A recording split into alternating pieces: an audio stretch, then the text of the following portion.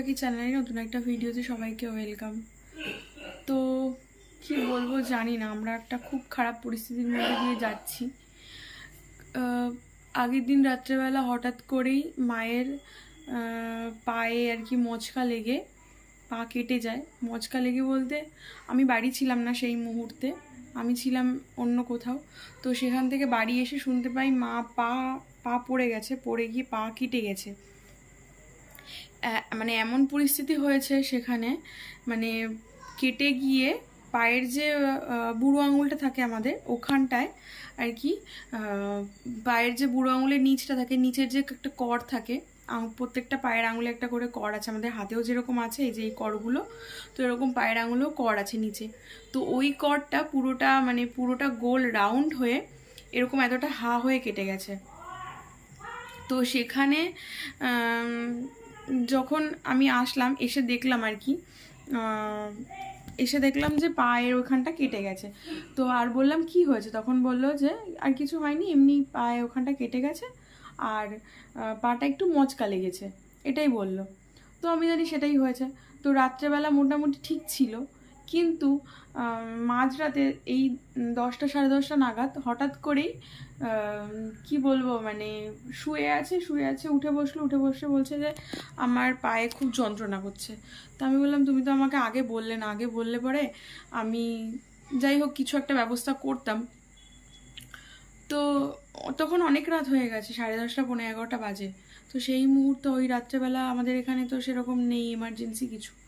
তো আমি বললাম ঠিক আছে, একটু কষ্টটা সহ্য করো, দেখো কমে কি না, তাহলে আমি সকালবেলায় নিয়ে যাব তোমাকে। তো রাত্রেবেলা ওরকমভাবে ওই মুভ টুভ ছিল, তারপর এগুলো লাগালাম, লাগিয়ে ঠাগিয়ে তারপর একটু শুয়েছিল। শোয়ার পরে তখন রাত 1:30-2টো বাজে। তো আবার উঠেছে, উঠে তো সারা রাত ব্যথার জন্য ঘুমোতে পারিনি, এতটাই কষ্ট হয়েছে। সারা রাত কালকে ঘুমোয়নি, সারা রাত ওই পা নিয়ে বসেছিল। তারপর আজ সকাল হয়েছে, সকালবেলায় আমি মাকে নিয়ে ডাক্তারখানায় হসপিটালে গেলাম। ওখান থেকে ডাক্তারবাবু দেখে বললো আগে এক্স রে করাতে। তো সেখানে দাঁড়িয়ে আমি এক্স রে করাতে নিয়ে গেছিলাম, কারণ যেখানটায় কেটে গেছে ওখানে তো আগে ব্যান্ডেজ করা যাবে না এক্স রে না করালে। তো আগে এক্স রে করাতে হবে, তারপর ব্যান্ডেজ করাতে হবে। তো ওখানে এক্স রে করাতে নিয়ে গেলাম। আর আমাদের এখানে এমনই খারাপ অবস্থা যে এমার্জেন্সিতে একটা কোনো জেনারেটর বলো বা সেরকম কোনো ব্যবস্থাই নেই, মানে মানুষ মরে যাবে তবুও এমার্জেন্সিতে কোনো কিছু ব্যবস্থা নেই। তো সেখানে দাঁড়িয়ে এক্স রে করানোর জন্য আমার ওখানে প্রায় 3 থেকে 4 ঘন্টা বসে থাকতে হয়েছে।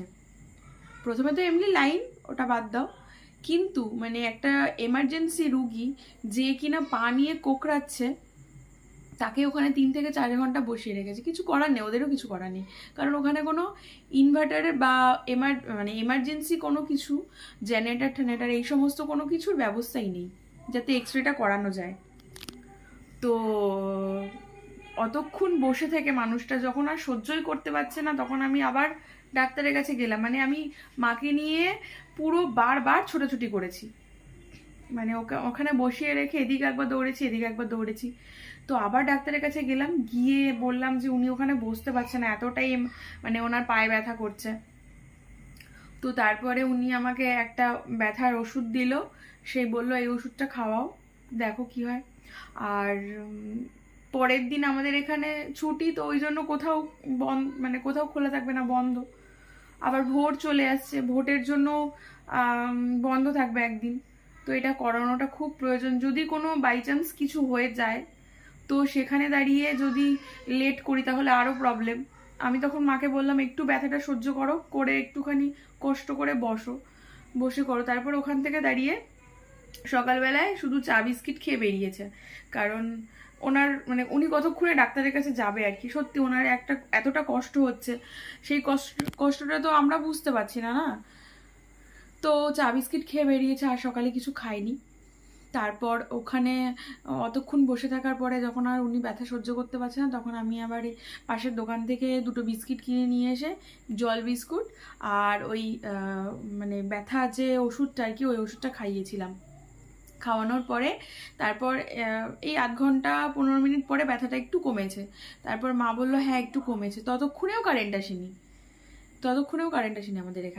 আমাদের এখানে লোডশেডিংয়ের এরকম প্রবলেম হয়। তো লোডশেডিং একবার গেলে পরে মানে যদি একটু মানে এই গরমকালে ঝড় বৃষ্টির একটু হাওয়ার আওয়াজ পায়, ওরা সঙ্গে সঙ্গে অফ করে রাখে। তো যাই হোক, এটা ছোটবেলা থেকে হয়ে আসছে, আমি ছোটবেলা থেকে দেখেছি। মানে একটু গরম পড়লে পরে এরা কারেন্টকে বন্ধ করে রাখবে, জানি না কিসের জন্য এটা হয়। তো ওরকম হয়েছিল। তো তারপরে অনেকক্ষণ ওয়েট করলো, করার পরে যে আগে ছিল ওনাকে দেখলো। তারপর আমাদের আগে আরও দুজন ছিল। তারপর মার ওরকম দেখে সত্যি ওনারা অনেক ভালো মানুষ। তারপর মাকে বলল যে ঠিক আছে ওনাকে আগে করে দিই। তো তারপর মাকে করে দেওয়া হলো। মাকে করে দিয়ে তো মা বলল যে আর যেই মানুষটা এক্স রে করাচ্ছিল তারও একটা প্রবলেম। তার প্রবলেম হচ্ছে তার প্রচণ্ড অসহ্য পেটে ব্যথা। সে যে এক্স রে করাচ্ছে, উনি এক্স রে করাতে করাতে গিয়ে শুয়ে পড়ছে, এরকম অবস্থা ওনার। মানে উনি এক্স রে করাচ্ছে গিয়ে শুয়ে পড়ছে, এতটাই মানে শুধুমাত্র এমার্জেন্সি বলেই উনি এসেছে, নাহলে উনি মনে হয় আজকে আসতো না। উনি তাই বললো যে আজকে শুধুমাত্র কয়েকটা মানুষের এমার্জেন্সি বলেই আমি এসেছি, নয়তো আমি আজকে ছুটি নিতাম। কারণ ওনার এতটাই পেটে ব্যথা করছিল, সেখানে দাঁড়িয়ে ওনাকেও তো চাপাচাপি করাটা ঠিক হবে না, তাই না? তো তারপরে বললো যে আজকে এক্স রে প্লেটটা আর কি পাওয়া যাবে না, যদি পাওয়া যায় তাহলে অনেকক্ষণ বসতে হবে। আর যেহেতু ওনার শরীর খারাপ, তো আমিও আর অতটা জোর করলাম না, যাক এক্স রে তো অন্তত করা হলো। তারপর নয় মোটামুটি একটা ট্রিটমেন্ট নেওয়া হবে। তো তারপর ওখান থেকে মাকে নিয়ে বাড়ি আসলাম। বাড়ি এসছি প্রায় তখন কটা বাজে, 3:30 ওরকম হবে। 3:30 নাগাদ বাড়ি এসছি। সকালবেলা তো চা বিস্কিট খেয়ে গেছিলাম, আমি তো সারাদিনে কিছু খাইনি, মাকে তাও 2টো বিস্কুট খাইয়ে দিয়েছিলাম। তারপর আমার কাকি ভাত রান্না করেছিল, তো ভাত ছিল, ভাত দিল আমাদেরকে। তো ভাত খেলাম, খেয়ে মানে খাওয়া দাওয়া করে স্নান মানে আগে স্নান করে, হ্যাঁ আগে স্নান করে খাওয়া দাওয়া করেছি। মায়ের জামা কাপড়গুলো ধুয়ে দিয়েছি। তারপর মা একটু গায়ে জল দিয়েছে। তারপর যেখানটায় কেটে গেছিলো ওখানটায় পরিষ্কার করা হয়েছে। তো তারপর মলম টলম লাগিয়ে খাওয়া দাওয়া করে তারপর মা একটু রেস্ট মানে শুয়ে আছে এখনো। আসলে কাল সারা রাত ঘুমোয়নি, ব্যথাতে কষ্ট পেয়েছে। তো দুপুরবেলা একটুখানি শুয়েছে, এখনো ঘুমোচ্ছে। তো এখন আর ব্যথার ওষুধটা মনে হয় না প্রবলেম মানে লাগবে অতটা। কালকে আবার নিয়ে যাব ডক্টরের কাছে, নিয়ে গিয়ে দেখবো উনি কি বলে। তারপর কালকে যদি উনি প্লেটটা দেয়, আমার এক্স রে প্লেটটা, তো তখন আবার ডক্টর দেখাতে হবে যে কোথায় কি হলো। মানে পায়ের যে এই যে পাতাটা বলে, পায়ের পাতার অংশটা, ওই অংশটাতে চোট লাগলো কিনা, কি গোড়ালিতে কিছু হলো কিনা, তো সেটার জন্য আবার ডক্টর দেখাতে হবে। ভগবানের কাছে এটাই প্রার্থনা করি যাতে এরকম কিছু না হয়। একটার পর একটা বিপদ আমাদের হয়েই আসছে, মানে আমরা কিছুতেই ভালো নেই, কি বলবো আর। এই কিছুদিন আগে আমার এরকম শরীর খারাপ হলো, সেখানে খুব কষ্ট পেলাম। তারপরে এইরকম মায়ের আবার সমস্যা বাড়িতে। এই মানুষটা হচ্ছে কি বলবো, আমাকে সত্যি বাড়িতে কোনো কাজ করতে হয় না, সকাল থেকে সারা দিন উনিই খাটে, আমি আমার সমস্ত নিজের কাজ করি। তো সেখানে দাঁড়িয়ে এরকম একটা মানুষ যদি মানে বিছনায় শুয়ে থাকে না, খুবই খারাপ লাগে। আর আমার তো মা ছাড়া কেউ নেই। তো সেখানে দাঁড়িয়ে না কি বলবো, যে যখন কিছু হয় না আমার মায়ের, তখন আমি নিজেকেই ঠিক রাখতে পারি না। তো যখন বাজার থেকে এসে শুনলাম যে এরকম প্রবলেম, মানে আমার মায়ের কোথাও যদি কিছু হয় তখন আমার মাথায় মনে হয় আকাশ ভেঙে পড়ে। তো যাই হোক, তো যখন বাজার থেকে এসে শুনলাম, হঠাৎ করে মা বললো যে পায়ে কেটে গেছে। আমি বললাম কেটে গেছে? তখন দেখছি পায়ের মানে পায়েটা পুরো একটা ন্যাকড়া দিয়ে পেঁচিয়ে রেখেছে। আমি বললাম যে কি হলো? তখন আমার হাতে একটা ব্যাগ ছিল, ছাতা ছিল, তো সাথে সাথে রাখলাম, রেখি আমার মাথাটা পুরো ঘুরে গেছিল তখন, যে কি করে কি হলো। কারণ আমি যে মানুষগুলোকে ভালোবাসি, কাছের মানুষগুলো, সেই মানুষগুলোর কিছু হলে আমি নিজেকেই ঠিক রাখতে পারি না।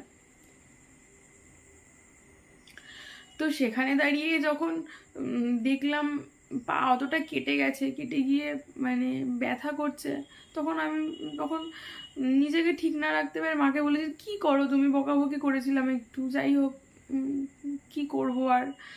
তো সেখানে দাঁড়িয়ে তখনও মা কিছু বলেনি যে আমার এতটা ব্যথা বা যন্ত্রণা। যখন মানুষটা কালকে সারা রাত দেখলাম ঘুমোতে পারিনি, মানে ব্যথা এতটা কষ্ট পেয়েছে, সেখানে দাঁড়িয়ে সকালবেলায় উঠেই ওনাকে নিয়ে গেছি আগেই। মানে আমার সমস্ত কাজকর্ম ফেলে দিয়ে। ডাক্তার দেখালাম, ডাক্তার বললো সেরকম, মানে আমি তো ভেবে ভীষণ ভয় পেয়ে গেছিলাম যে যখন বললো না যে পায়ের মানে নিচের যে আঙুলের অংশটা পুরো কেটে গেছে, তো তখন খুবই ভয় পেয়েছিলাম। তো সেরকম কিছু একটা হবে না। এখন শুধুমাত্র ভগবানের কাছে প্রে করি যে এক্স রে রিপোর্টটা যাতে ভালো আসে, আর কিছু চাই না আমি। এক্স রে রিপোর্টটা ভালো আসলে পরে ব্যাস। আর আমার মা না ভীষণ ছুটোছুটি করে সব সময়ের জন্য, মানে ছুটোছুটি করে কাজ করে। তো এটা একটা মানে কিছুদিন আগে একবার পায়ে এরকম প্রবলেম হলো, তখনও ডাক্তার দেখালাম, সব যাই হোক ঠিকঠাক করলাম, আবার এরকম একটা ব্যাপার। তো মানুষটাকে নিয়ে ভীষণ টেনশন হয় আমার। আর বয়স হয়ে গেলে পরে যে কোনো মানুষ মানে ওনাদের তো শরীর অতটা ভালো থাকে না, দিনে দিনে বয়স হতে গেলে পরে ওনাদের মানে শরীরেরও অনেক ক্ষয়ক্ষতি হয়। যাই হোক, তো ভিডিওটা এই পর্যন্তই, আবার নেক্সট একটা হয়তো ব্লগে দেখা হবে। তোমরা সবাই প্লিজ একটু আমার মায়ের জন্য ঠাকুরের কাছে প্রে করো, যাতে ওনার রিপোর্টটা ভালো আসে, উনি যেন ভালো হয়ে যায় তাড়াতাড়ি। কারণ মানুষটা যখন বিছানায় শুয়ে থাকে আমার কিছু ভালো লাগে না। যাই হোক, তো সবাই প্লিজ একটু ঠাকুরের কাছে প্রে করো যাতে উনি মানুষটা তাড়াতাড়ি ভালো হয়ে যায়, আবার সেরকমভাবে ছুটোছুটি করে কাজ করতে পারে। আবার নেক্সট একটা ভিডিওতে সবার সঙ্গে দেখা হবে।